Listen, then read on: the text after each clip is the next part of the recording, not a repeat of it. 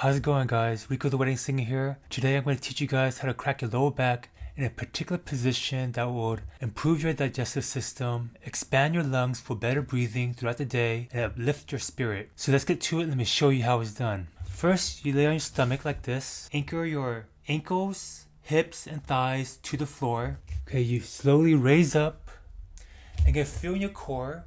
Tighten it and loosen it, and tighten it and loosen it again. That's for the digestive system. And then for your lungs, to expand your lungs, you go up even further. And you can notice that you can breathe in and out easily.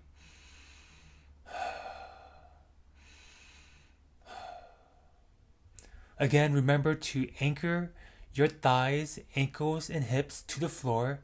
To crack your back, you move slightly forward, like so.